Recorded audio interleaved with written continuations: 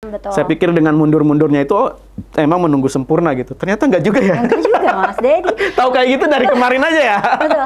Mungkin udah selesai sekarang. Dan menarik itu Mas Dedi. Mungkin, tapi memang kalau yang saya tangkap, mereka nggak siap Mas Ded. Dan bahkan mungkin, mohon maaf lagi nih ya, aku sendiri juga nggak tahu kendalanya apa di bawah.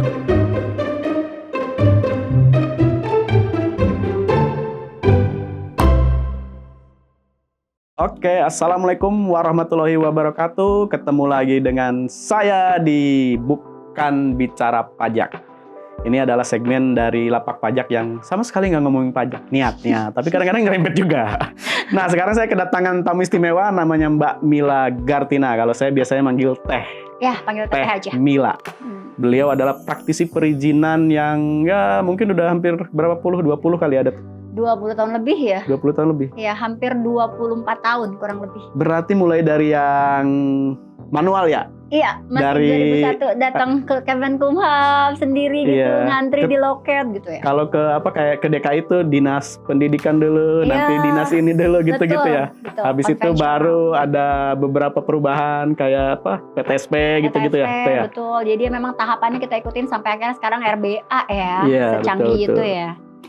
Jadi kalau teman-teman yang zaman sekarang taunya cuman bikin apa namanya akun di OSS, terus habis itu jadi itu enak banget. Kalau Harus dulu belajar sama kita kayak ya dulu kita ya saya masih sempat riset lah ketika kita ketemu itu riset ke apa namanya ke kelurahan, ke kecamatan gitu kan. Betul. Waktu transisi dari apa namanya dari manual Jak Evo Jack Evo, setengah manual kemudian klien ke terpadu, OSS, ya. ya. Betul sekali Mas. ya Teh Mila ini adalah pemilik Circle on 8.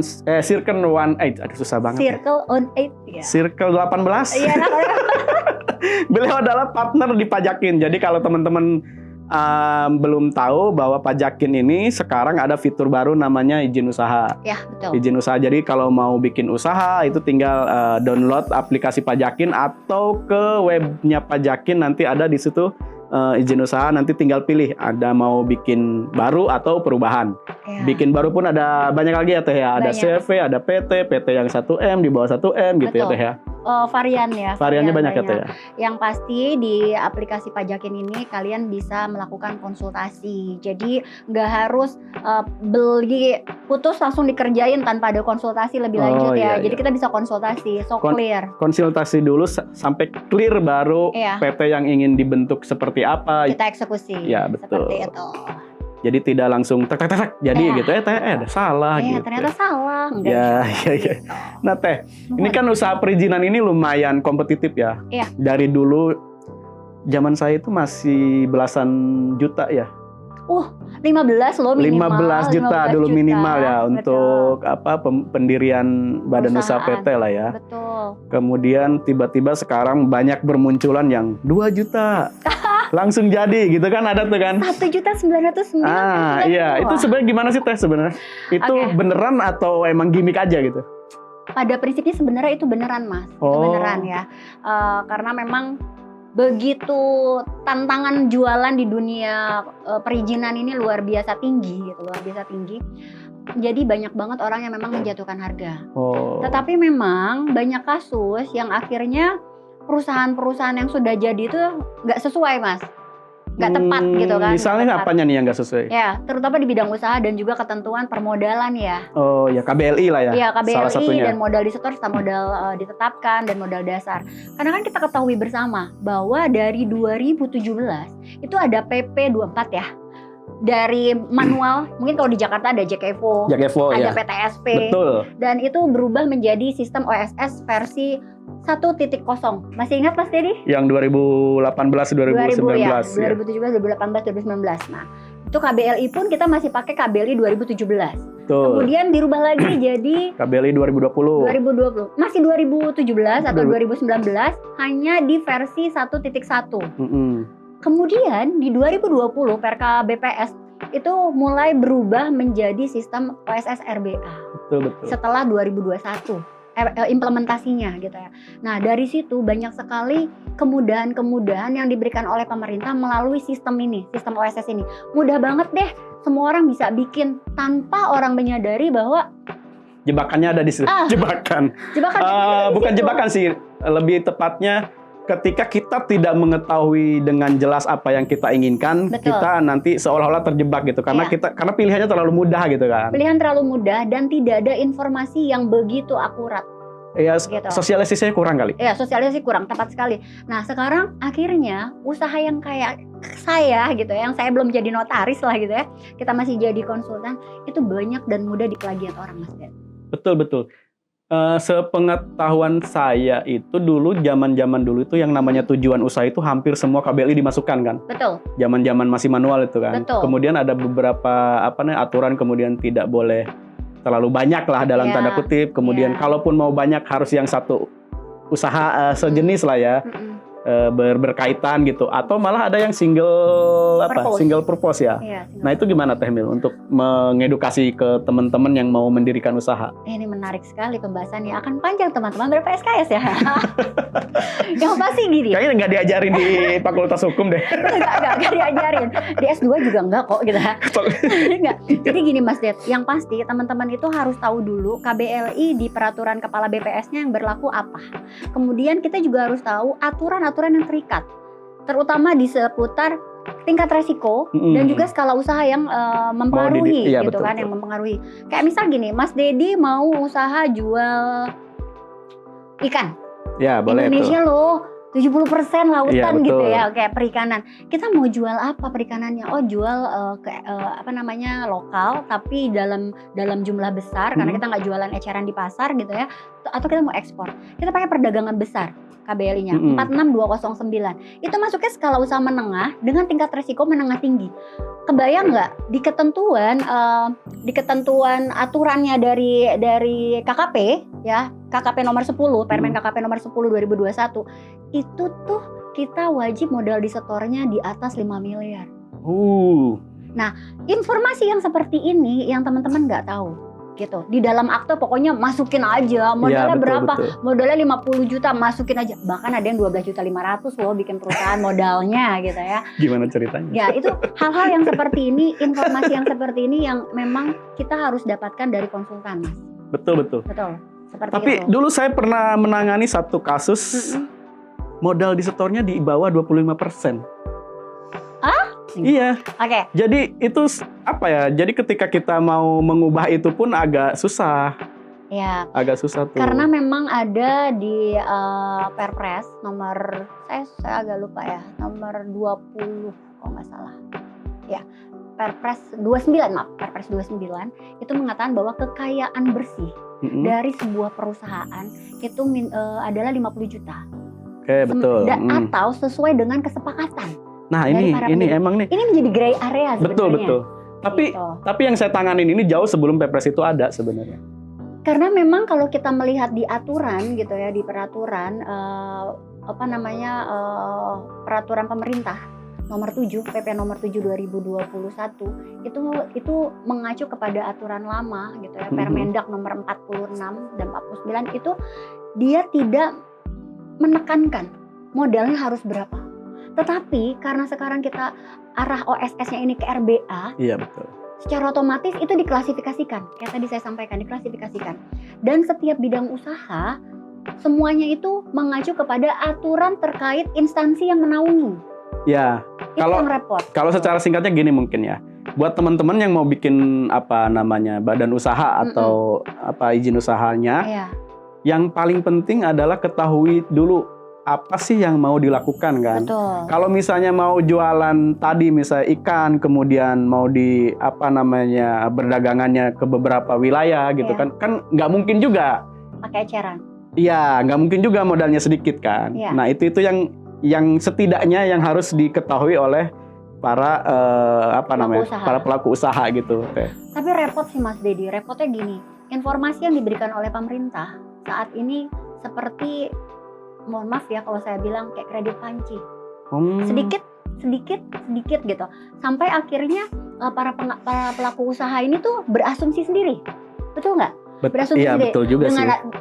Contoh simpel, PP dikeluarkan, perseroan perorangan dikeluarkan, semua orang berbondong-bondong pakai perseroan perorangan, padahal target awalnya itu hanya untuk mengincar para pelaku usaha eceran yang menggunakan marketplace.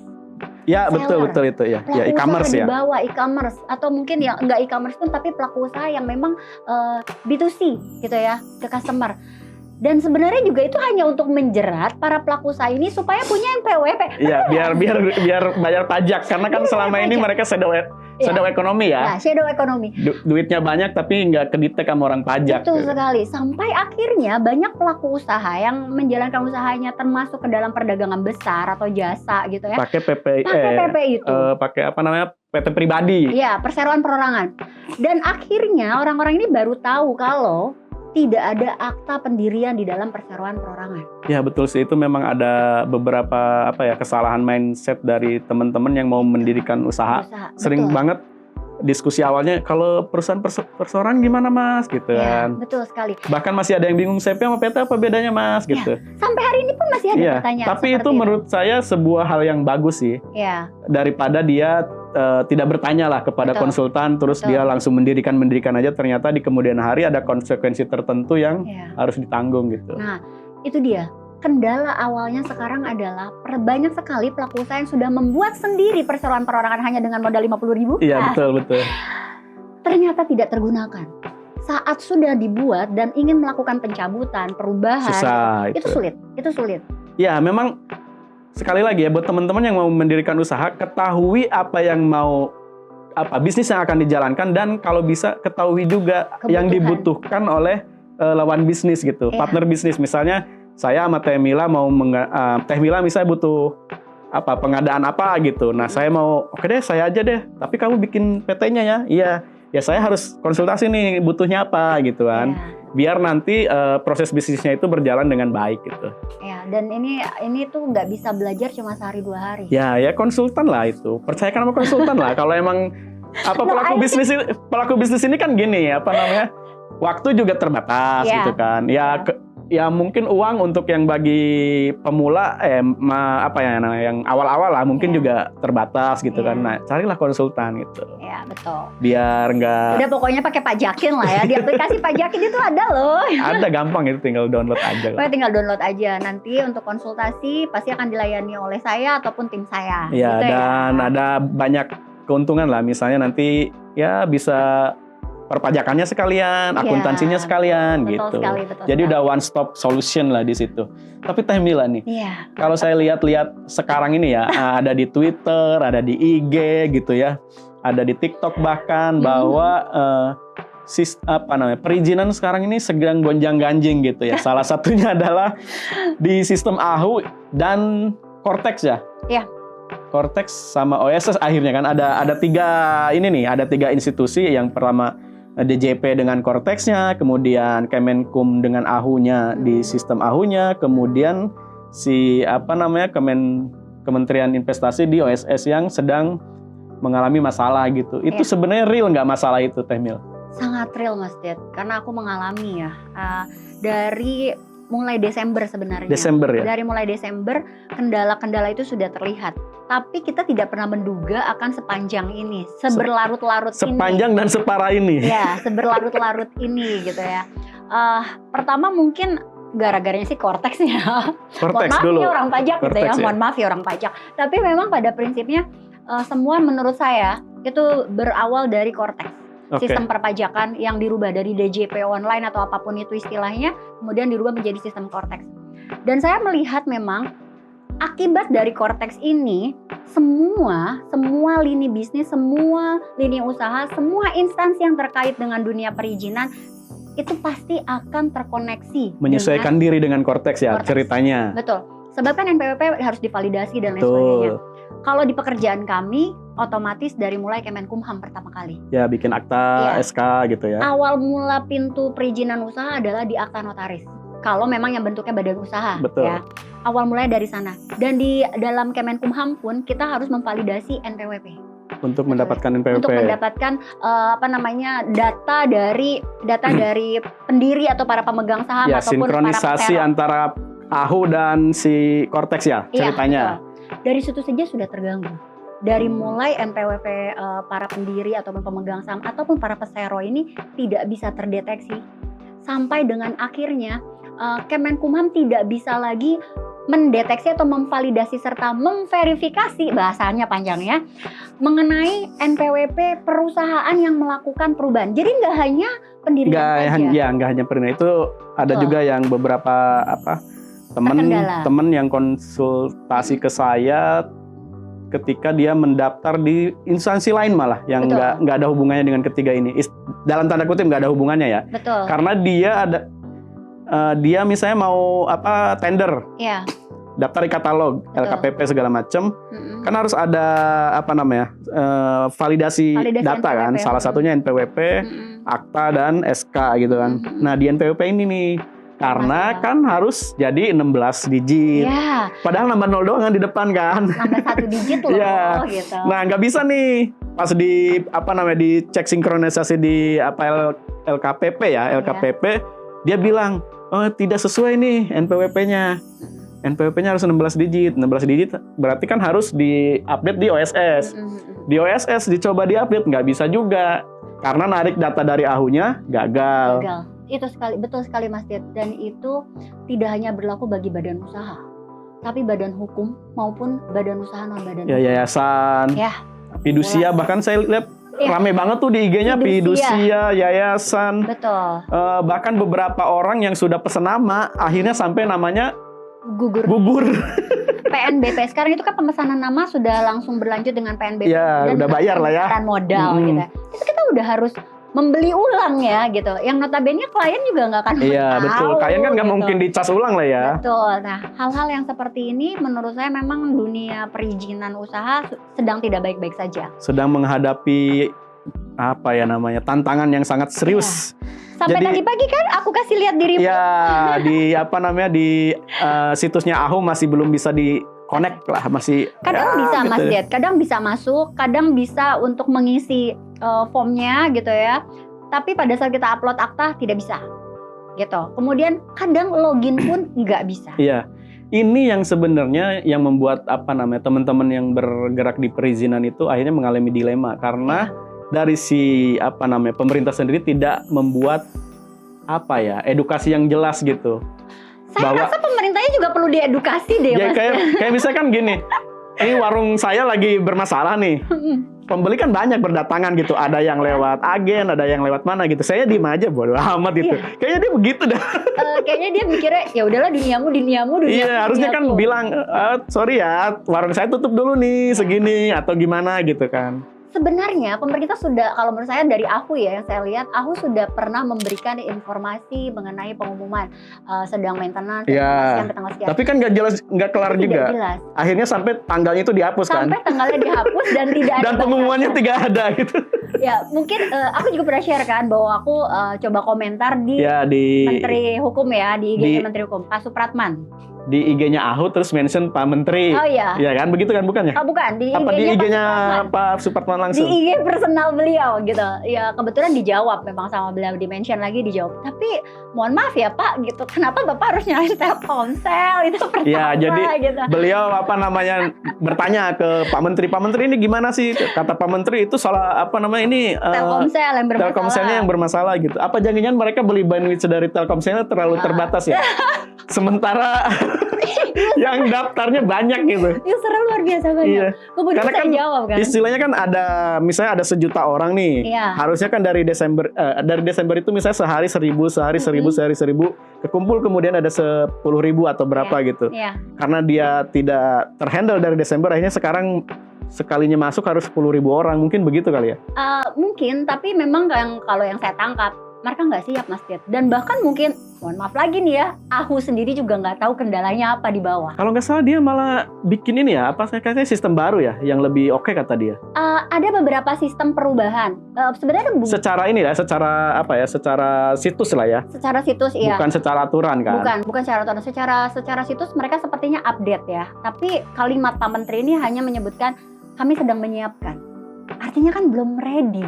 Baru ancang-ancang atau baru baru melangkah gitu ya. Harusnya kan kalau misalnya mau kayak di beberapa aplikasi mau update gitu kan ada ya aplikasi yang awal nggak langsung mati juga lah ya. Harusnya itu yang memang disayangkan. Kita udah banyak diskusi lah sama teman-teman yang konsultan juga, bahkan ada yang notaris juga gitu. Kita sempat sampaikan bahwa alangkah baiknya pemerintah ini bisa lebih bijak menyikapi perubahan sistem boleh. Ini kan sebenarnya tendernya udah lama ya. Ya nggak tahu juga saya.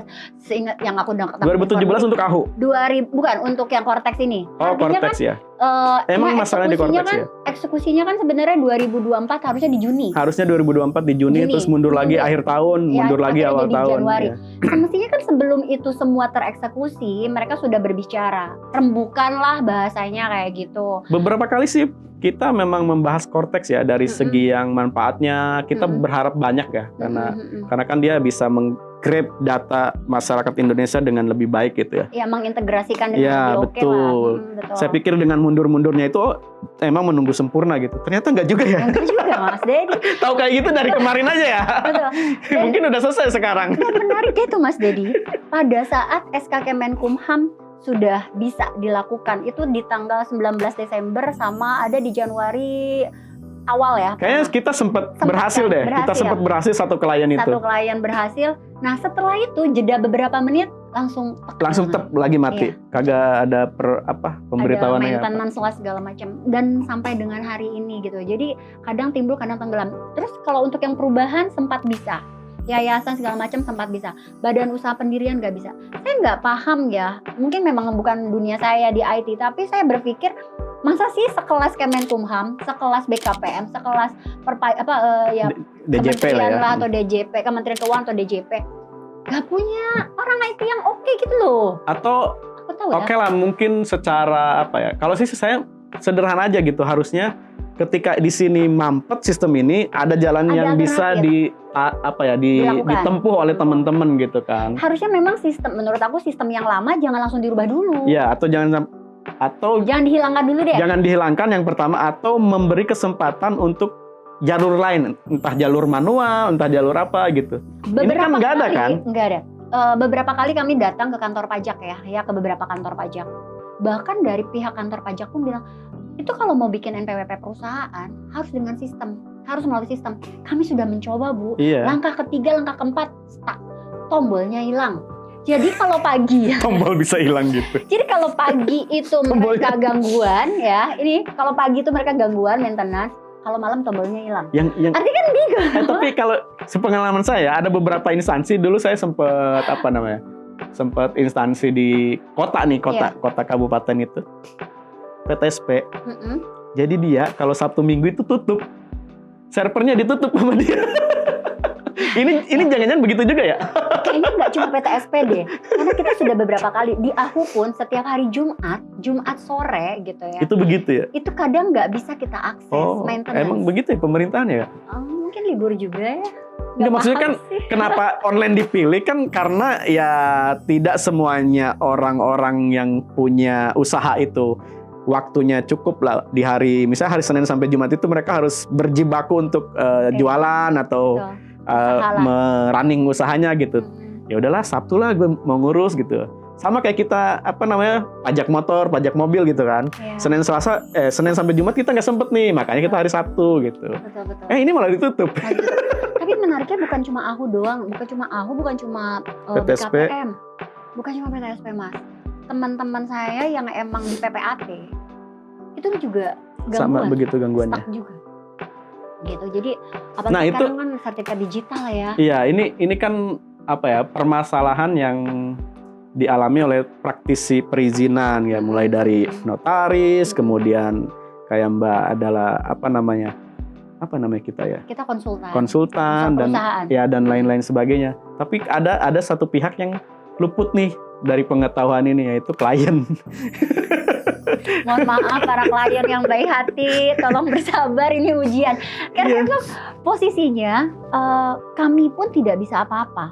Ya jadi buat klien ya, secara sistem sudah tertolak dengan sendirinya karena sistemnya error gitu. Iya, betul. Secara manual nggak ada ini juga, nggak dikasih tempat gitu.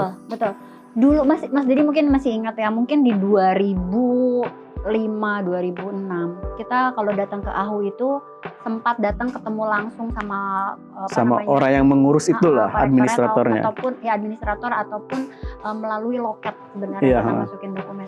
Saya merasa kenapa sistem itu tidak digunakan lagi sekarang. Artinya ini kan sifatnya urgent, ya kan, ini urgent dengan kondisi dunia teknologi mereka yang belum Yang bisa belum kita siap, akses gitu, yang belum siap. Kenapa itu tidak digunakan lagi gitu? Cuma mungkin saya nggak paham apakah pemerintah ini memang merasa para pegawai ini semuanya Kayak mereka males itu Atau lagi gimana? bekerja 2 kali. mungkin iya kan, mungkin. karena atau mungkin divisi itu udah hilang gara-gara IT. gara-gara Online. sistemnya menganggap bahwa sistemnya ini udah oke gitu. Dan kenapa nggak coba dites gitu loh, maksud aku dites sendiri, Bapak bikin perusahaan sendiri, Bapak tes sendiri bisa Gak apa sempet enggak? dia. Maksudku Gak sempet dia. kendala ya dunia kita yang nggak baik-baik aja. Iya. Aku sih menganggap bahwa dunia perizinan lagi mati suri banget ya. Dan ini dua bulan loh, Mas. 2 bulan dari Januari. Bisa kebayang nggak gitu loh? Desember, Januari dan Februari sekarang masih belum. Betul sekali. Jadi bisa kebayang banget bahwa banyak banget para pelaku usaha yang udah hampir gulung tikar, bahkan ada yang gulung tikar. Karena perizinannya nggak muncul. Ya karena transaksi nggak bisa dilakukan. Transaksi nggak bisa dilakukan. Dia tuh eksportir dan ekspor juga akhirnya bayarnya ngomel dan ambil dari negara yang lain. Iya betul. Itu kita udah merugikan gitu loh. Bahkan ada yang bilang bahwa gini, Bu Mila, kalau orang instansi gajinya dari pemerintah. Jadi kalau misalkan bisnisnya terhambat, mereka nggak ada gangguan yang terlalu signifikan. Iya, mereka nggak terganggu secara langsung. Secara langsung gitu, dari Dan kita ekonominya. mengharapkan tanggung jawab moral juga ya jangan harap lah kalau di sini. Ya, dan akhirnya saya berpikir saya nggak bisa jawab gitu. Saya nggak bisa jawab karena saya bagian orang yang tidak dibayar oleh pemerintah, tapi imbas dari pemerintah ini besar sekali gitu. Betul. Dan bukan hanya saya rasa banyak sekali notaris ataupun konsultan lain, bahkan para pelaku usaha emang terdampak sangat signifikan gitu. Ya pelaku usaha itu tadi salah satunya orang-orang yang harus bertransaksi bersama dengan pemerintah, entah itu kementerian lainnya kayak tadi mau LKPP segala macam kan akhirnya terhambat gara-gara itu. Betul. Kedua, orang-orang yang baru mau mulai usaha misalnya klien kita lah contohnya satu itu, kemudian karena NPWP dan NIB-nya belum jadi kan rekening belum bisa aktif. Salah satunya pihak perbankan ya ini juga. Iya kan perbankan juga harus selektif lah untuk nasabahnya. Memang saya tidak bisa terlalu menyalahkan perbankan ya, karena pihak perbankan ini punya kebijakan Betul. dalam melindungi data lah seperti itu. Tapi mungkin ada baiknya kalau pihak perbankan juga bisa melihat kebutuhan para pelaku usaha kan rekening perusahaan. Iya betul. Banyak sekali yang akhirnya stuck. Rekening dibuka tapi tidak bisa transaksi hanya karena NPWP. Yang notabene NPWP-nya bukan gara-gara kita ya, betul, gitu ya. betul. Gara-gara pemerintah gitu. Nah, artinya gara-gara sistem ya. Artinya saya berharap mungkin kami bisa diberikan kesempatan ya Pak Supratman, Pak Menteri Hukum untuk melakukan audiens gitu Audiensi ya. untuk melakukan audiensi. Atau kita jangan-jangan bisa sharing. Jangan ini ya. Ikatan Notaris Indonesia. Mau class action gitu. Oh nggak tahu kalau aku nggak tahu ya, aku nggak berbicara itu ya. Karena Maksudnya- saya belum jadi notaris. Maksudnya kan secara secara kelembagaan kan ini dirugikan lah ya. Iya, saya sih sebenarnya belum pernah ngobrol ya sama ini sendiri. Harusnya kan oke lah, mungkin secara individual udah bersuara, tapi Iya. secara lembaga mungkin perlu juga didorong itu. Ya gitu, harapan untuk- saya sih seperti itu. Nggak ada kan ikatan konsultan perizinan Indonesia? Nggak ada Apanya? ya ikatan akuntansi ya. Ikatan Asosiasi. Konsultan Perizinan Indonesia IKPI ya, IKPI udah ada. sih. Gimana kalau kita bikin aja mungkin ya, Boleh juga buat sih. demo ya. Artinya saya berharap pemerintah ini bisa melihat ke bawah, lebih melihat ke bawah gitu. Sebab ini nggak bisa kita nyelesain. Iya, itu harus diteliti juga tuh berapa triliun untuk kerugian akibat sistem ini. Banyak Mas, kalau kita kumpulkan banyak pelaku usaha yang merasa dirugikan dan akhirnya bisa speak up, saya rasa banyak sekali. Iya, belum lagi yang tidak bisa create faktur pajak segala macam kan banyak Ya. juga itu. Salah satunya itu, kemarin saya habis ketemu juga sama teman, dia bilang gini, bayangkan Bu, tiba-tiba formulirnya berubah lagi, ketentuan Kalau nggak berubah salah lagi. downloadnya satu-satu ya. Iya, downloadnya satu-satu. Kalau misalnya perusahaan besar misalnya Iya, dan itu perusahaan ada 2000. besar satu bulan butuh 1.000 faktur pajak, gimana download satu-satu? Ini dia harus ngerubah 2000 faktur pajak Buset. karena semuanya berubah lagi. Kena denda dong sama DJP. Katanya sih enggak ya, tapi kita nggak tahu. Cuma yang saya bingung apa nih gitu loh, apa sih yang solusi dari pemerintah nih Iya, apa gitu. pemerintah jangan diem aja lah Jangan diem istilahnya. aja karena Jangan- dampaknya tuh luar biasa banget gitu loh Mas. Jangan ya. cuma ini lagi diperbaiki kami sedang gitu. menyiapkan, kami sedang berubah. Please Pak, please. Tapi emang dulu kan masih zaman-zaman riset gitu, Mm-mm. front office ya. Iya. Itu memang seringkali tidak dibekali pengetahuan yang cukup dan kewenangan yang cukup gitu.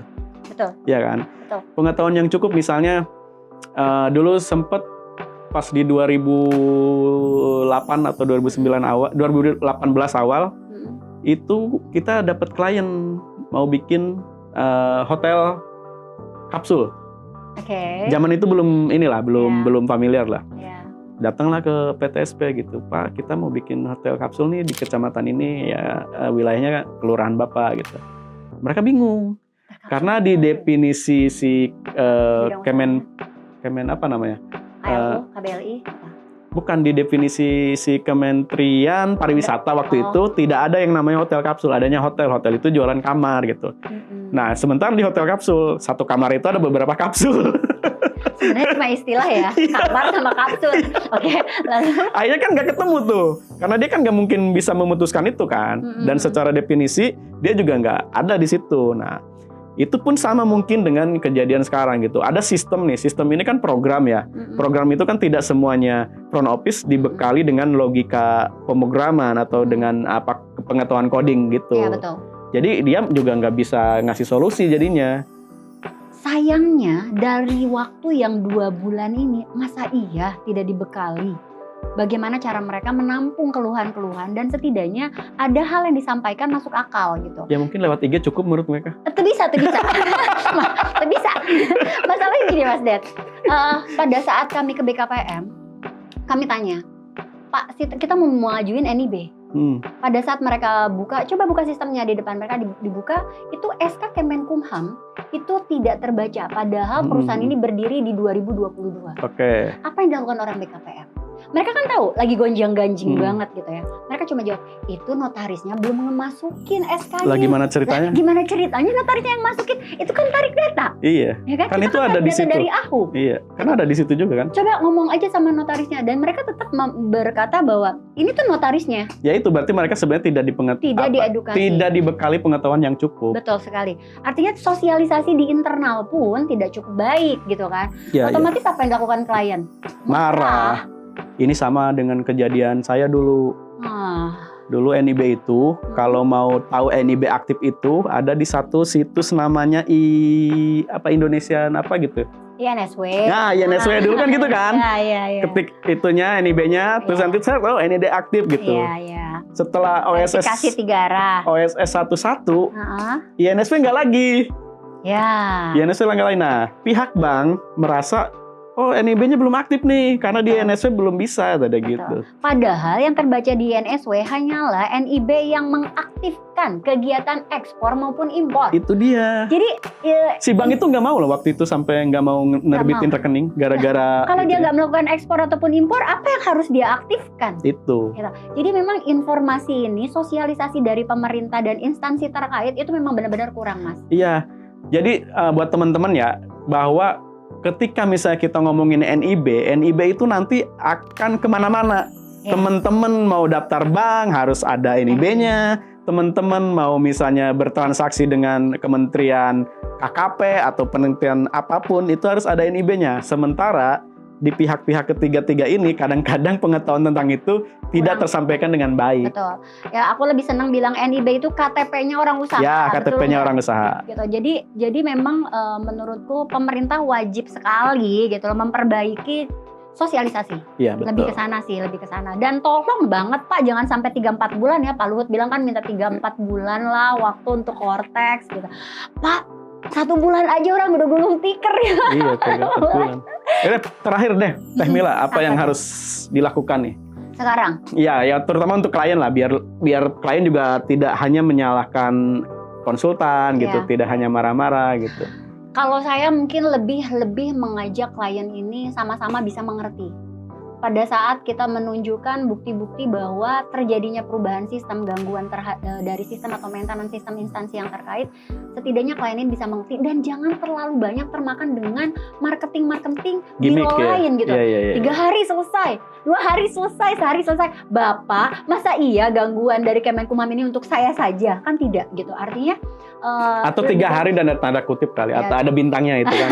Kalau sistem Ya, Baik. nggak tahu ya, tapi mungkin saya lebih meminta para pelaku usaha atau calon pelaku usaha ini bisa sama-sama memahami. Itu yang pertama. Yang kedua, yuk sama-sama kita bersuara. Saya rasa seperti itu. Kita bersuara, saya tidak memprovokasi, tapi saya meminta kita sama-sama bersuara bahwa pemerintah ini mungkin tidak ada salahnya mengajak kita untuk audiensi. Iya. Apa sih sebenarnya apa sih masalahnya? Ya. Jangankan sistem pajak yang berubah akhirnya berpengaruh ke semua instansi dan sistem perizinan. Yang kadang-kadang tidak ada perubahan pun, tapi tiba-tiba BKPM melakukan penambahan fitur di dalam sistem OSS misal gitu ya. Terus kemudian Kemenkumham merubah sedikit gitu ya. Fitur-fitur tambahan. Hal itu pun akan berdampak.